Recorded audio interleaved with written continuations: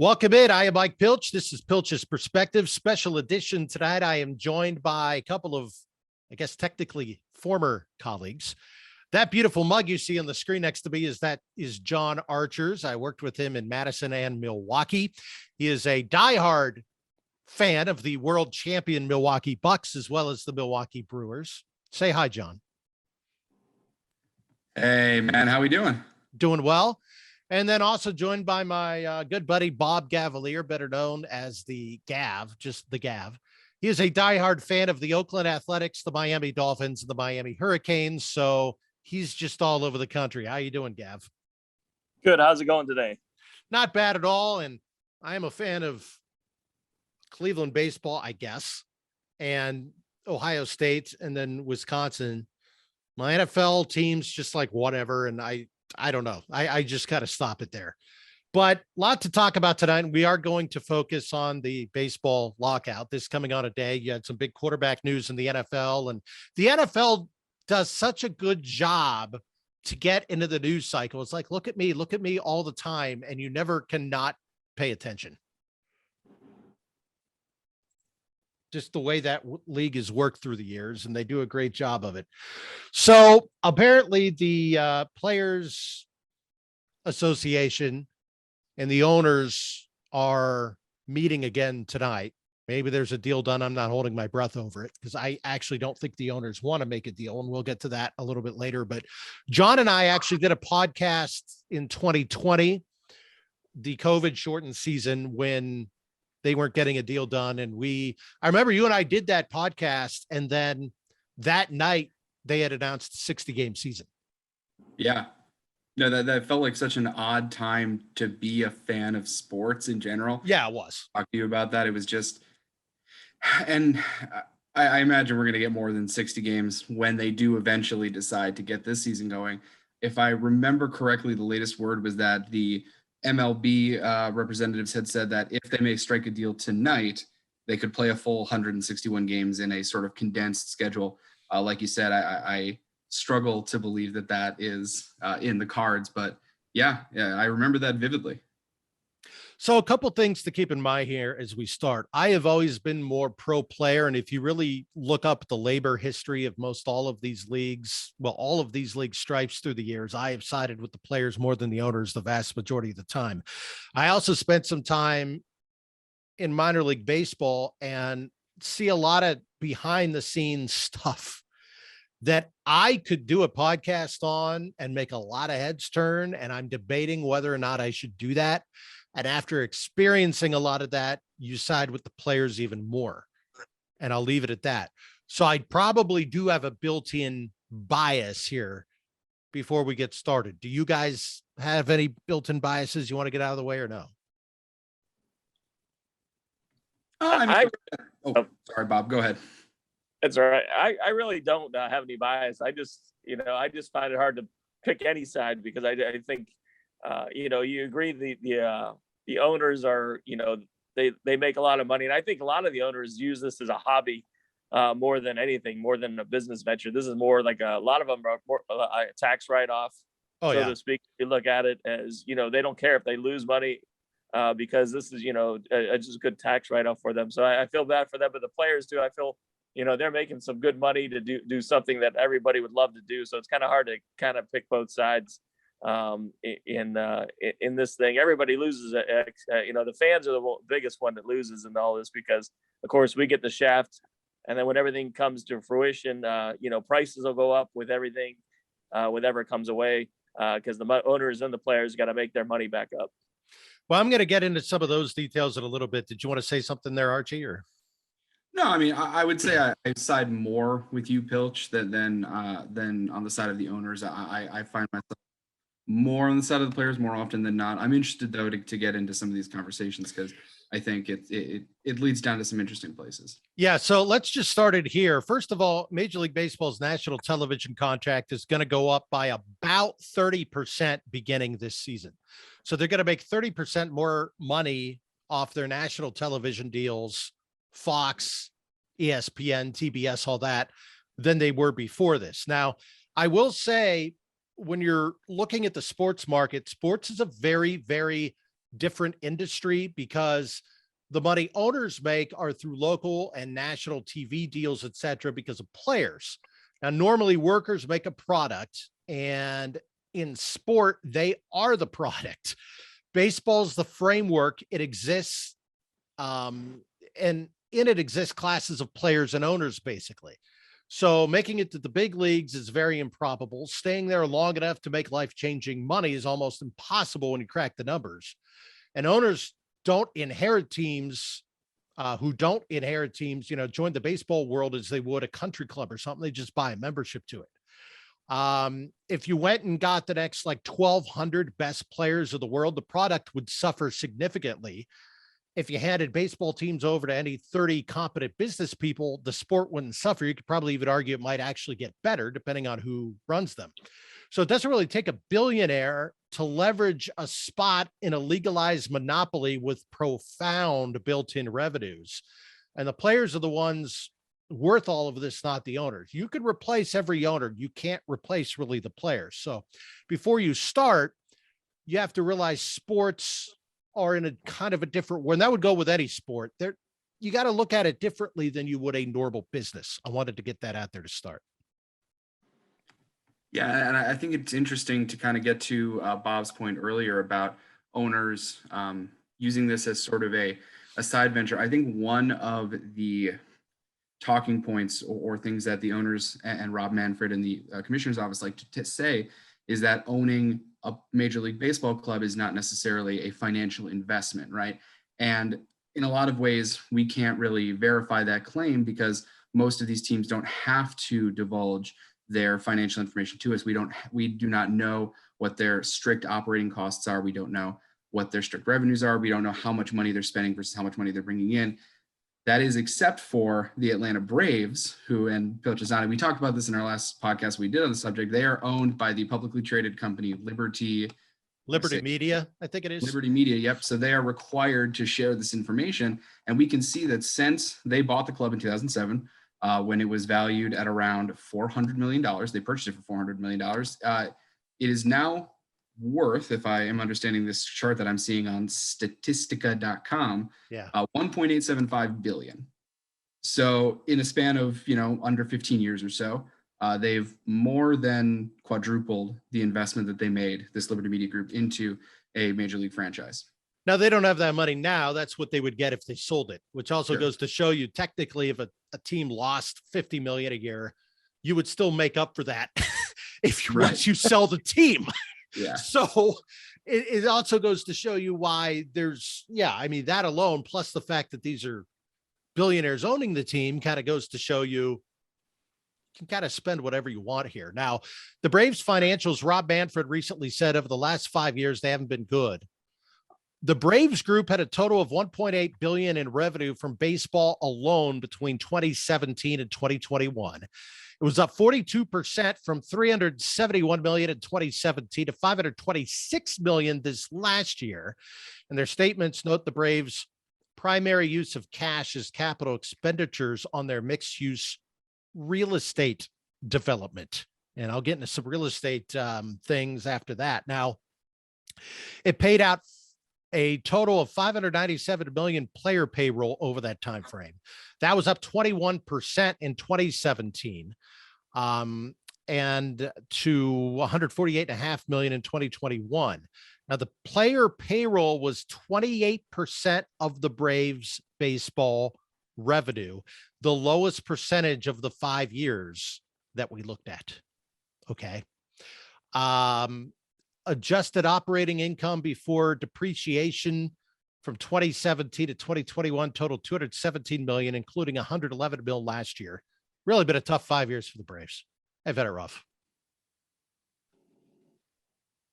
Yeah, that's what those numbers sound like to me, is that it's been lean times down there in Atlanta. No, I mean, and this again gets, I think, to what Bob had said earlier, where, for folks especially who don't necessarily agree with Pilch and I in a lot of ways on being on the side of the players, this can often feel like a conversation about billionaires versus millionaires, but the money involved here for the owners is substantial. And by the way, 70% of major league players don't make $1 million. Now, that being said, if you make 600,000 a year, that puts you in like the 1%. How many people make 600 grand a year? So I totally understand that. But if you're going by supply and demand and market value, which in a capitalistic society is what determines what you're paid, they aren't getting near it. I get the other side of it. I totally do, but just want to throw that out there. Well, I think the big difference is the guarantee contracts. I think like the NFL, you could give someone a little bit more money and then not worry about it and cut them later on down the line, where no matter what, with the baseball, you have that guy for the 4 or 5 years. So I think if you look at it, they might make just as much money as the NBA or NFL over the contract, as they're getting that money no matter what they do. And that's a fair point. That's something the NFL is always going to have to fight. And I think that's something the owners of the NFL will never give in on, is guaranteed contracts. Though, what was his name? Well, Aaron Rodgers signed that $200 million deal. Now, Aaron Rodgers says these numbers aren't officially right yet, but let's say it is. I think like 157 was guaranteed. Van Jefferson of the Chargers inked a contract extension today, 3 years, 60 million. I think 40 was guaranteed. So they aren't getting it all guaranteed, but they are giving him more upfront money now in the NFL. Yeah, they're finding a way to do it through signing bonuses. Right. And so it doesn't count towards the cap, which I think they're going to have to look into that. And I'm getting to that in a moment, because that's another reason why salary caps are basically a myth. They really don't actually exist. And I'll get into that in a moment. But the player share of revenues has been declining since 2003, hitting 45% in 2015 from a high of 58%. It's the players' productivity, remember, that's contributing to the higher league revenues. It's not anything owners are doing. It's the players that are, people watch TV. You know, Fox gets the postseason of the World Series package and the All-Star game because that puts eyes there. The regular season, not as much per se. The only regular season that really does that's the NFL, but they want the postseason.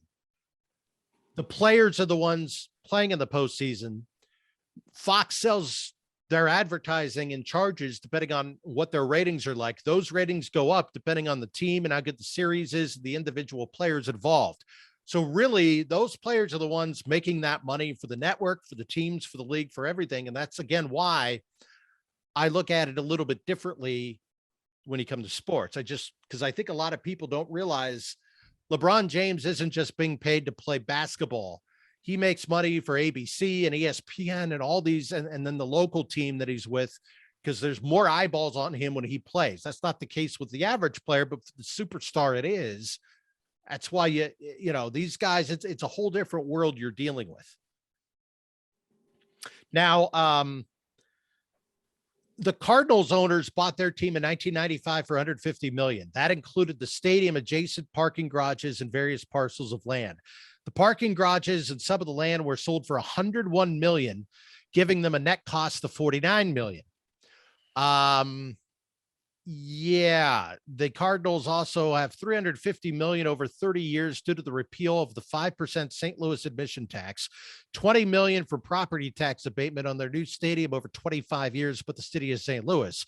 The cost of subsidies from taxpayers for the ballpark comes into about $520 million. These teams and these owners make more money than I think you can realize when you really crack down the numbers, because though outside of the Braves, their books aren't public, you don't need to be Albert Einstein or Newton to figure out these teams are loaded. Bob, how does that make you feel as an A's fan?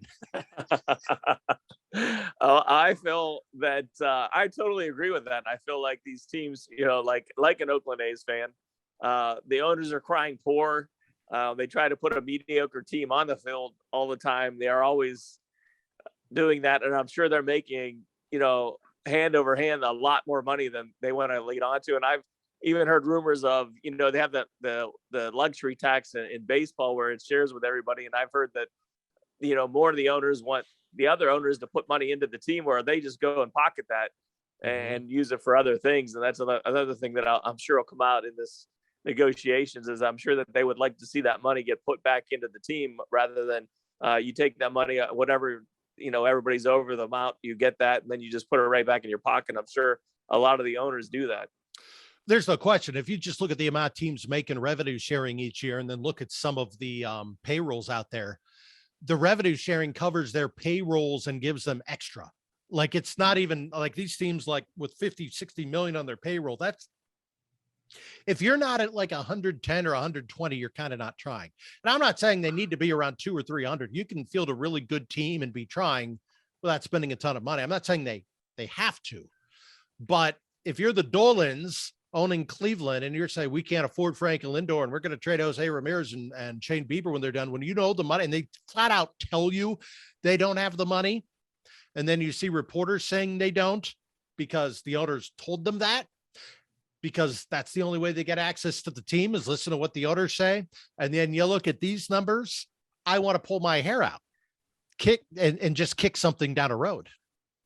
Yeah, I mean, the owner of the Brewers, Mark Anastasio, had mentioned in the 2021 season that the Brewers were operating at a quote loss in terms of the profits that he made on the team, and there's just no way that that's true. It can't be. The Brewers in 2021 fielded a team that was less than 100 million in total roster, which was the first time in a couple seasons, despite the Brewers continuing to make the playoffs. Bob, I think we can agree on this. Like, the A's, the Brewers. Solidarity in small market teams that don't spend as much as other teams trying to make the playoffs. Even then, if you're not putting that money on the field, like, owners are just pocketing that money and making hand over fist in that way. Yeah, I'll get to, let me throw out some more notes I have, because some of these things we've talked about are in them and I have so many notes that I can't find them right now. So I'm just going to read and hopefully you guys won't like fall asleep or fall off. So the Players Association's been at the point where they haven't even been asking for a fair deal. They've been asking to be taken advantage of slightly less than during the last CBA, basically. It seems as if the business of MLB owners is real estate development, with the baseball games being a profitable element of their associated lifestyle brand. There's a lot of owners hiding baseball profits and real estate development expenses. By the way, in 1985, Commissioner Peter Ueberroth forced the owners to open their books to the players. The players brought a couple of economists in to look at everything to see if, money was hidden and creative accounting and all that. Let's just say it was rather embarrassing for the owners. That's a thing that isn't brought up a lot. They're also asking the 14-team playoff thing is absurd to me. All people want is playoffs. I'm like, you should earn a playoff spot. There's also no incentives to not tank. There's more incentives to lose than to win with the way the system is set up. That's got to probably lead to a mediocre product, which is probably what baseball wants. They've repeatedly offered basically a hard cap untied to revenue because of the NBA, the NHL, the NFL. It's tied to revenue, the amount of salary that you could have at the salary cap. It's 50-50 split. And it's tied to revenue. And the owners, and I remember talking to Amon Green about this when I worked at Wisconsin, when he worked with us. He was one of the reps for the Packers. He flat out told me that you saw how much they made. Like, that info was shared. He also said the Packers, despite being Green Bay, were like a top 10 team in income. That had nothing to do with market size. It was because of the Titletown district. But that's a different discussion for a different time. But in all those other sports, they know the revenues they're getting. It's 50-50 split. The owners here aren't even offering that. Okay. They aren't even offering that because I think the players would accept the salary cap before owners would open their books in baseball. Players have to concede, and in return, they got to concede 14-team playoffs. So it's like listing a home for 500,000, willing to come down to like 450, and then a counter offer is given at 50,000. You just keep walking on. Like, that's what they're kind of expecting them to do here. I thought in 2020, owners showed who they were when they just implemented the 60-game season, expanded the postseason. So they made all that money through the expanded postseason and didn't have to play pairs much. Remember, the owners initiated this lockout, chose not to negotiate for 42 days, though, as we have learned in the last few days, they did negotiate multiple television and streaming deals because now Apple's going to be doing games for them. So they had the opportunity to negotiate those deals, but now with the Players Association. They canceled spring training games and have set firm deadlines that really don't even exist to get a deal done. They haven't made good faith offers. I also think that they don't want to play till like June or something, but we'll see if I'm right or not. the players' current platforms taking them backwards relative to 2017 through 2021. They're not even keeping up with revenue growth. The players are bending over backwards to reach a deal, and the owners won't accept this. Right now, under the latest proposal, MLBPA's proposal is about 60 million below where it would be if the cap's graded about half of MLB's average revenue growth rate. And its latest proposal, this is actually from a week ago, so it may not be the latest proposal, grows the cap at about 2.5%. That's below the current rate of inflation and a quarter of MLB's historical growth. Not even raising it for inflation is beyond me. That's just absurd when you're talking about the money they make. Yeah, go ahead. No, I mean, there are certain things that the owners are presenting as sort of non-negotiable items that do not amount to a deal that is fair to both the players and the owners, right? They have certain things like capping the growth, like a 14-team playoff, these things that are guaranteed to grow revenue without a way to put that back on the field and put that in the hands of the players who, as you have mentioned a couple times now, are the product that Major League Baseball is selling, right? Without players, there is no baseball. So without investing that money back into the players, you're not growing the game. You're not ensuring that there is a path forward to continue to have baseball. Because I mean, we can talk about this a lot. Like other sports, NFL, NBA, continue to grow, continue to increase their fan base, or at least do things that grow their sport in a way that baseball doesn't.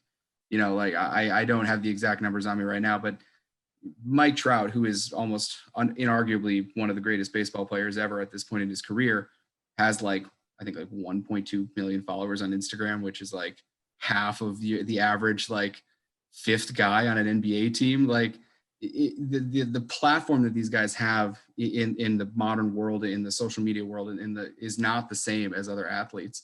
And it could be, they just don't try to grow it. It could be. Yeah, exactly. I think that there's a lack of urgency on the side of the owners and on the side of MLB to grow the game in that way, to make it interesting and exciting for younger players. They're going about it in all the wrong ways. I just saw recently they were talking about implementing something like a 14-second pitch clock or something. Like, do you think that the average fan or non-fan of baseball is like, oh yeah, they're going to shave 15 seconds in between each play, that's what's going to get me to watch this 3-hour baseball game? No, those are not the kinds of things that make a game exciting and catching new fans. And those are the kinds of things that baseball needs to be exploring. And the best way to do that is to take some of that money that they can be making with all these new TV deals, with potential new bargaining agreements, and put it back on the field and grow the players who play the game. Yeah, in terms of the pitch clock, I've read that might actually help offense, because especially when you get all these hard throwing relievers in at the end of the game, they can't take 30, 40 seconds between pitches to reload to where they can throw as hard as they want or throw their best breaking stuff. If you make them throw every 20 seconds, they're not going to be able to have their best stuff. That could lead to more offense. I think it's possible. I think that there's at least an argument to be made there, but then again, and we don't have to get into this. This is more of a philosophical conversation about what you like about baseball. I would argue that offense is not necessarily the more important piece of enjoyable baseball. I'm a pitcher. I like pitchers' duels, right? I enjoy that aspect of the game. There's millions of people in the world who love soccer. Games can go an hour and a half, 2 hours, and end in a 0-0 draw, and you can feel like that was the best thing you ever watched, right? Like, scoring is not necessarily the thing that would make a game more exciting.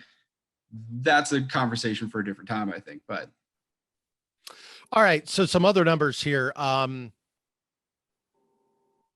MLB estimated average revenue and average team payroll. The first CBT tier in 2003, about 120 million is what it was, and that grew to about 200 million in 2019.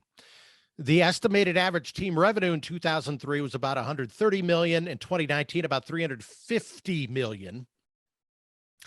Again, these are estimates. The average opening day payroll in 2003, about 75 million. 2019, just under 150 million. So as you can see, as they've made more money, it has not gone into salaries. In fact, salaries have gone down over the last 4 or 5 years as revenues haven't just grown, but grown exponentially. I thought it was interesting that Derek Jeter left the Marlins because apparently he was told, hey, look, I've done a good job building this team. We got some good young pitching. I think we're close. Let's start spending. And the owners were like, we don't do that around here. And he was like, okay, I'm leaving.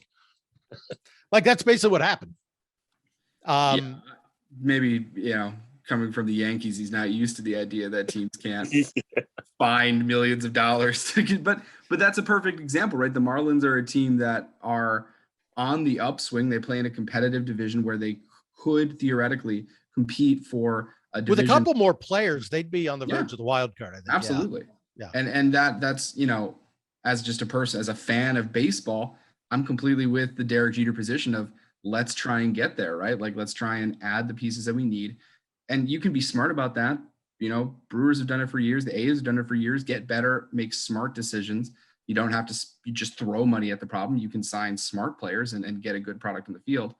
But if the goal isn't to grow the product in the field and the goal is just to make money, yeah, sure. Obviously, it's like continue to sell the chase to the playoffs and not the actual playoffs, right? Continue to sell the idea that we're almost there because it can build excitement, get people to go to the games, but never actually get all the way there. Like it's not the kind of thing that makes for exciting baseball and exciting on the field product.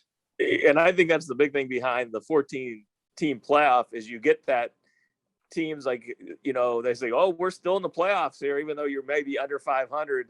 You're like, we're close to the playoffs and you should come out and we're one game back of how many wild cards they're having or whatever they're going to do with this 14 teams. But you see that, that's what I think the owners look at it as a way to get the fans in and still get money, even though you're not putting a lot of money into your product. Well, it's a way to get to the postseason without having to spend as much money on your team is what it is. And we know the analytics and all the math back it up. Of the 4 major sports, baseball is the most random in the postseason. That's not to say it is random, because if it were random, you wouldn't have teams like the Giants winning a title 3 times in 6 years, but it is the most random. It is a large sample size sport. So you get in, you actually do have a shot in baseball. Whereas they say that in other sports, but it's really not as true. It's baseball and hockey that's really and I know the Bengals made a run this year. That'll happen like once every 5 years of the NFL. It's baseball where if you get in, you got a shot, especially if you've got some good pitching. And so that's going to prevent teams from spending more money on salaries by allowing more playoff teams, because you won't have to have as many good players to get there. Yeah, I think maybe we could spend some time talking about this. I'm curious what you guys think, like on the whole, to kind of steer this in a sort of playoff discussion direction. On the whole, I think the idea of like the play-in game in the NBA, the play-in tournament, has been a success, because we're seeing like this season, especially, it's keeping teams like the Nets and the Lakers in contention for a potential playoff spot, which is net good for the sport, right? Keeping 2 of the biggest stars in LeBron James and Kevin Durant in the playoffs, or at least in the potential for the playoffs. So you can continue that sort of move. I wonder if there's diminishing returns in baseball in terms of going from, what is it now, 6-8 teams who make the playoffs to 14. Do you end up with situations where teams are going to be in contention, make the playoffs, and to Pilch's point, have that opportunity to make runs, but does it make things less competitive in a way, because it's still going to be the top teams, right? The top teams are still going to be the favorites, and there can be upsets.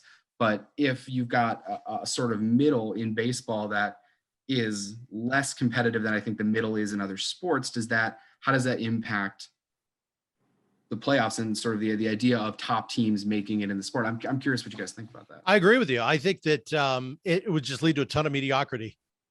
It would just be a ton of mediocrity, and people complain that there's not parity in certain sports and all that. I mean, you would have parity, but I think it would be very blah. What do you think, Bob?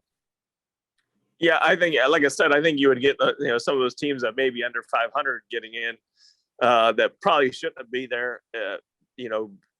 And there's not going to be a lot of good games. I mean, until you get down and whittle it down to maybe the last couple of teams there, some early games that you might get some bad games and turn people away by not being able to watch the game. Someone makes a couple errors here and there. You maybe have like a double digit score, a 10-2 game or something like that. And so I think, you get the best of with the way it is now, you get the best of the best. I kind of do like, they did expand to the like 2 wild card team. I think that's fine, but I think anything more than that just going to water it down like it does with the NHL and the NBA. Can you imagine playing 162 games, knowing half the teams are going to make the playoffs anyway? It's bad enough for me in the NBA and the NHL where it's like, you got to be so bad to not make the playoffs. The regular season doesn't mean anything.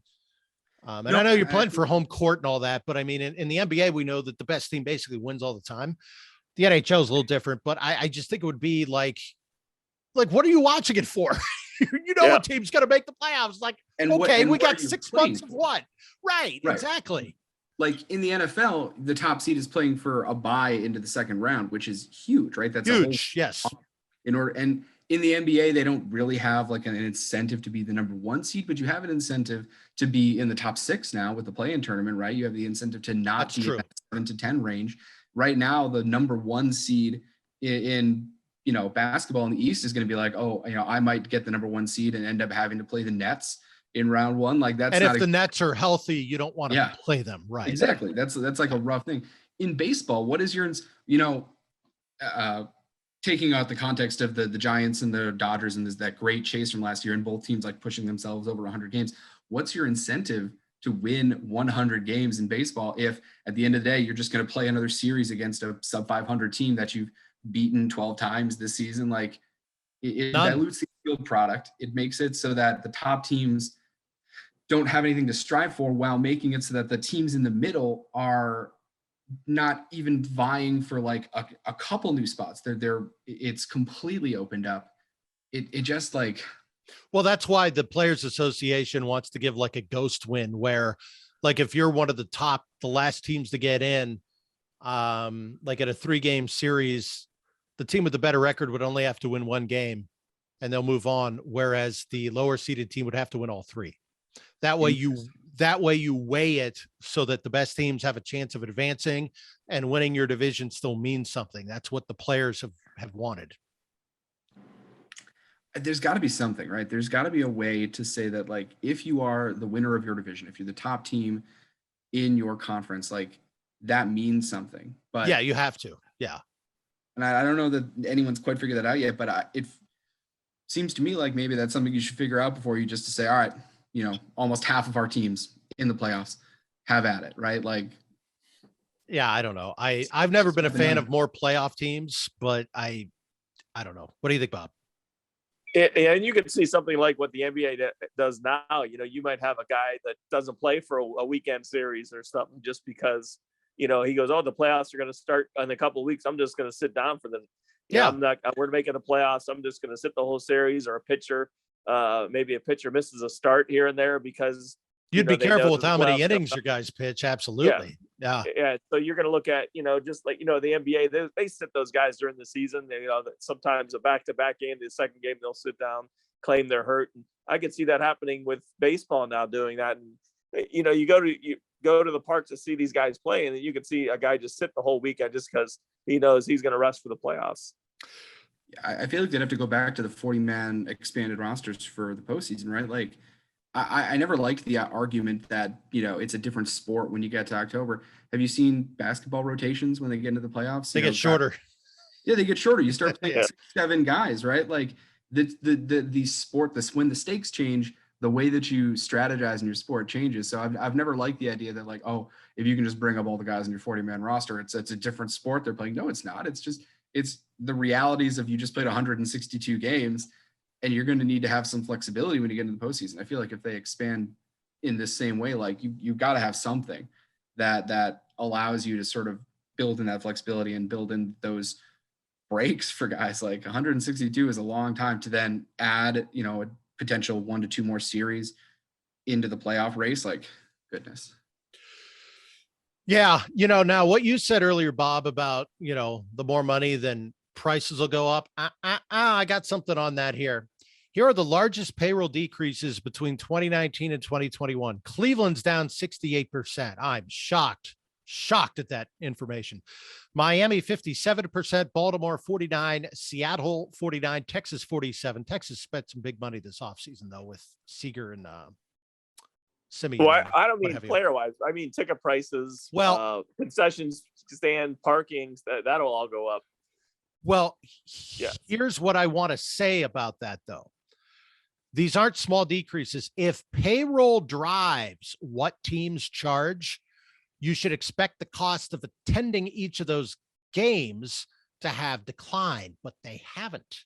The average ticket price, this is Has according gone to up. Team Marketing Report, fell from $37.77 to $35.22 in Seattle and 43 cents in Baltimore. That's it. The other teams all raised their prices despite player payroll plunging by half or more.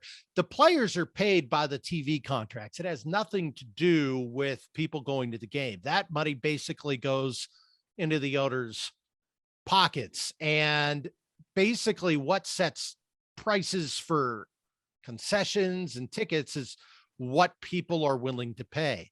And if they keep rising them and people keep paying them to go to the game, they're going to stay that way. It really doesn't have anything to do with the amount that the players are being paid. They're actually not correlated whatsoever.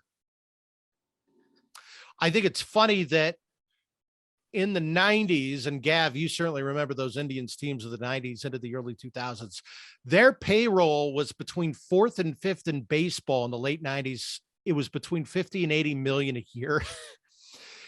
It's now 20 to 25 years later, and they're still at like 50 million a year.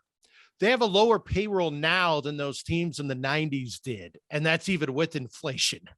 So if you're a Cleveland fan listening to this and you buy into what the Dolans say, you got to do a little more homework, because they were able to pay a $60-70 million payroll in 1998. They can certainly do that in 2022. Okay, I'm leaving. That's why I say if you're not at like 110 to 120, you're kind of not trying. And here's another note for you. Talking about the Yankees in 2005, their payroll was just over 200 million. That was a ton in 2005. In 2021, their payroll was over just 200 million. Apparently, we've seen deflation in this country since 2005. The difference there, George Steinbrenner's no longer around. Say what you want about George Steinbrenner.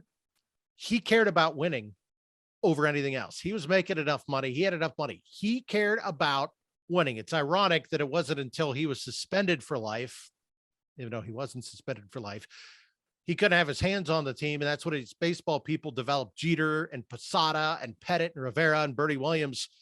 They all came through when he was not having his hands on the team. And that's what led to their greatest dynasty. I think that's kind of ironic. So yeah, you look at the numbers, there's no question. Here we go. Pittsburgh, Tampa, Cleveland, Miami, and some others. Bob, I'm sure Oakland's in this. They take in more in revenue sharing than they spend on their payroll. Small market teams receive so much money via revenue sharing, they have little incentive to invest in player payroll. So teams on the lower end of the revenue continuum are guaranteed profitability regardless of on-field results. That is not healthy for a sport.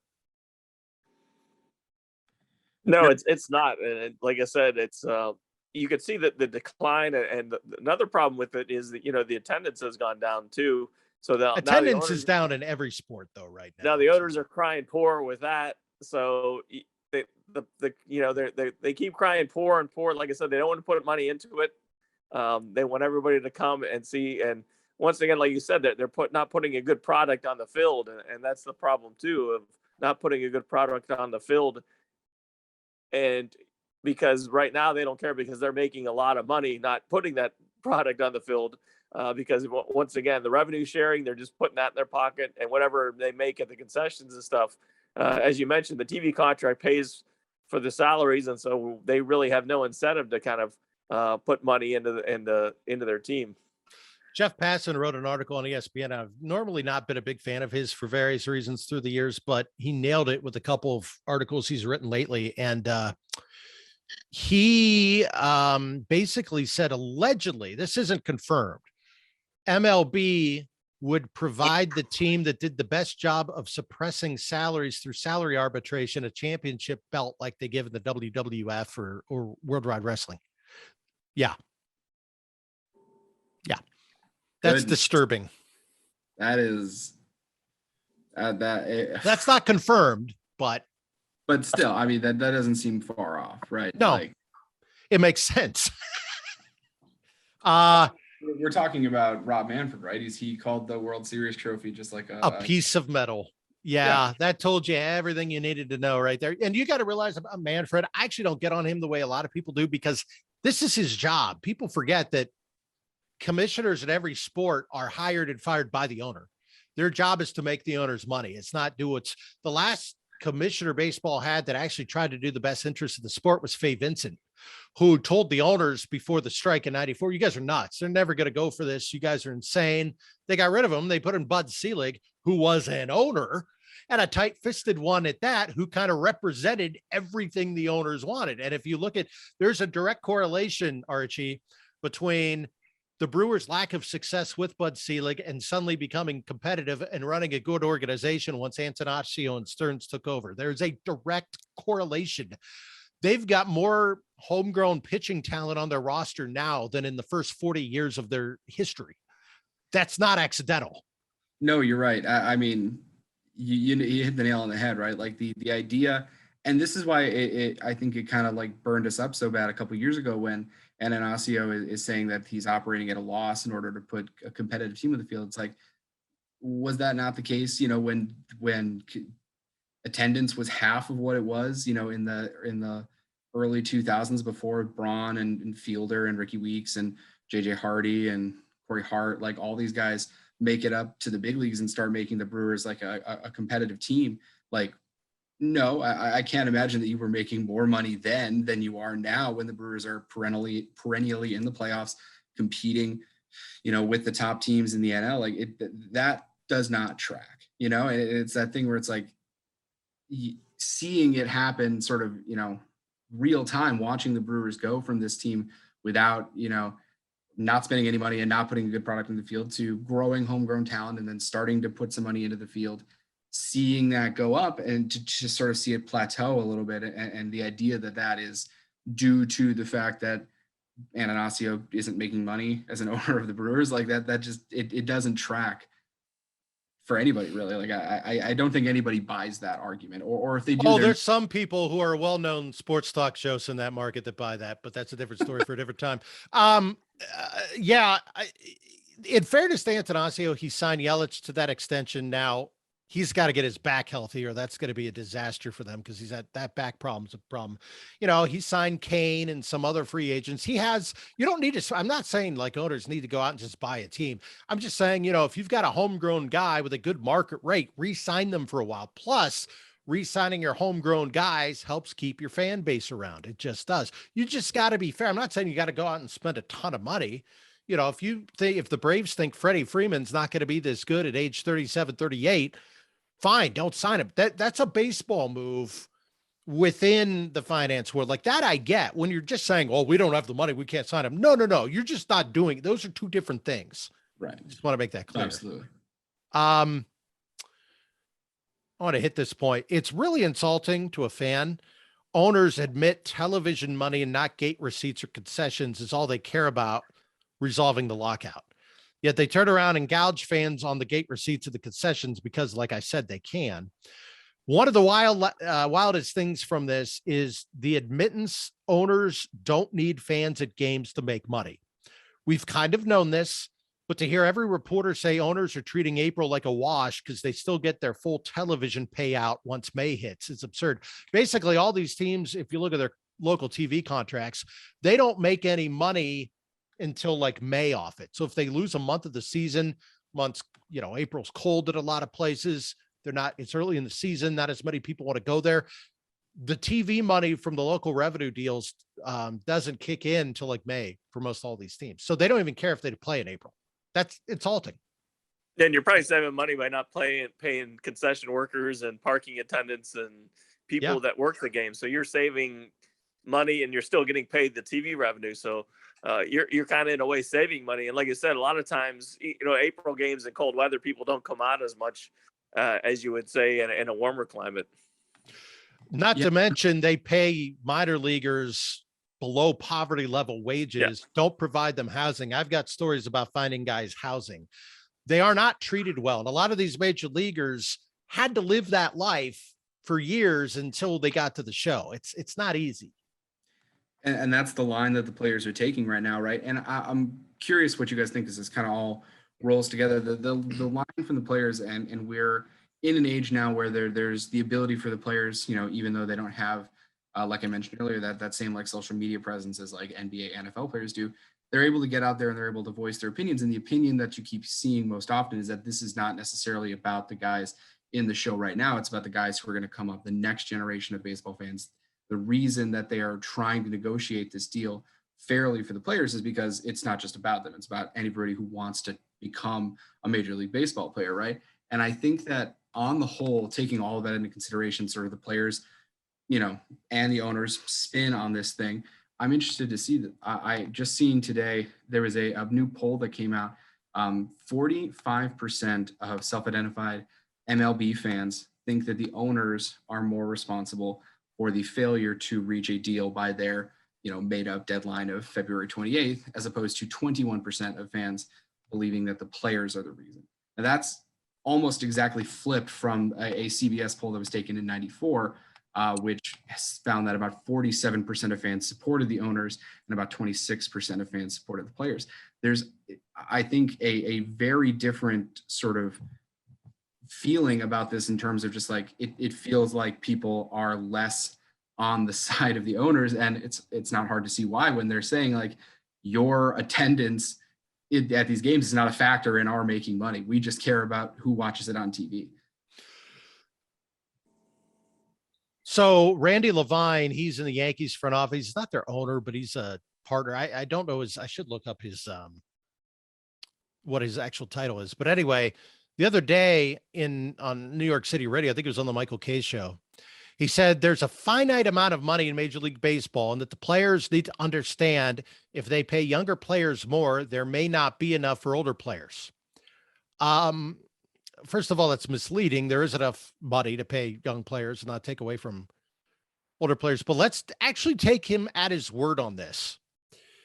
And so teams will just transfer money from old players to young players and not spend anymore. If owners actually believe that would be the result, why would you have this collective bargaining threshold? Because if something doesn't actually matter, why make it like a boundary line? Like, basically, if there's a finite amount of money, why do you have to limit it in the first place? How much you spend? That contradicts itself. Yeah, and it's provably false that there's not a finite amount of money, because if that were the case, then everybody would be working off of like the same percentage of money, right? Like even if the Yankees have more money and can spend more money, they would only be able to spend a certain amount of it, right? But that doesn't appear to be the case. It doesn't appear to be the case for teams like the Dodgers. Like those things are just, those are provably false. Like it's not how it works. There's obviously an incentive to say that there are these financial constraints when in fact it doesn't appear that is the case. By the way, President Bush, the former President George W. Bush, used to own the Texas Rangers. I'm sure Bob knew that. I don't know if you knew that, Archie. I'm pretty sure I did know that. I thought you would. I know things. That's why I ask you in on these chats, because you know stuff. So remember, after lobbying by Major League Baseball, former Ranger owner George W. Bush signed a tax bill that allowed pro sport team owners to write off virtually all of what they paid for their teams. They avoid millions in taxes. So not only are they making this money, they don't have to pay taxes on a lot of it. It's nice when you have a former owner get into the Oval Office. That's when it comes into losses. I mean, that's you claim you lose money on the books, and it's a huge tax write-off. And that's why I said a lot of these owners, I think, have these teams just for that purpose, to avoid paying taxes. Oh, yeah. And and that you're still making hidden money, under the table money, so to speak, with the concessions and all that stuff that probably aren't on your books. Yeah. And like I said, in the other sports, the books are open. They can see. I don't know if this goes into the antitrust, that they're exempt from it. I don't know if that's why or not. I don't know this stuff that well, but It's rather disturbing. I mean, if you just make a fair deal, in fact, let's face it, we know a lot of these owners aren't going to come close to spending at that threshold anyway. So why would they care? Because they're not going to spend the money. They're still going to make what they want to make.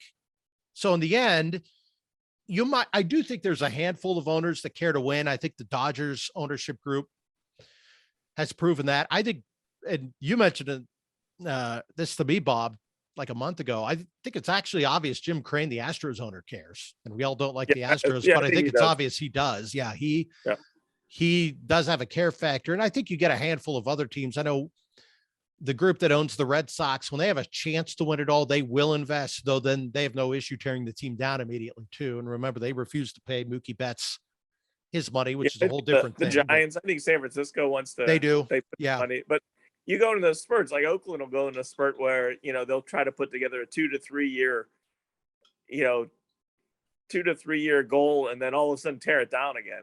That's the frustrating part is, in 2 3 years, if nothing happens, then they're just going to tear this whole team. And that's going to happen at Oakland this year is they had their little run, and now all these guys' contracts are coming up, and they're just going to let them all go. And it's going to be almost like watching a minor league team play this year. They don't let guys go when their contracts are up. They let guys go when they hit arbitration. Yeah. It's like, really, it's just astounding to me. What I was going to say about the salary cap, we didn't hit this yet. First of all, there's no evidence whatsoever salary caps lead to more parity in the other sports. All salary caps do is help owners not spend more money. If you look at the amount of teams that have won championships, played for the championship, amount of teams that make the postseason over any year span, baseball's actually at the top. And it actually has fewer playoff spots. And then people say, well, but a team like the Royals, they could only stay there 2-3 years. It's like, well, no, Cleveland has the best record in the American League over the last 10 years and the 7th best over the last 25 years.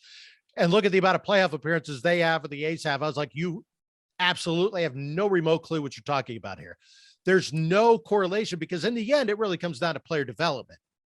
And you've got to produce your own players. You can't just buy a championship team. Even the Dodgers, most of the guys on that team were homegrown or they acquired in trades. They just signed more of them to extensions than the others do. In the end, that's what really matters.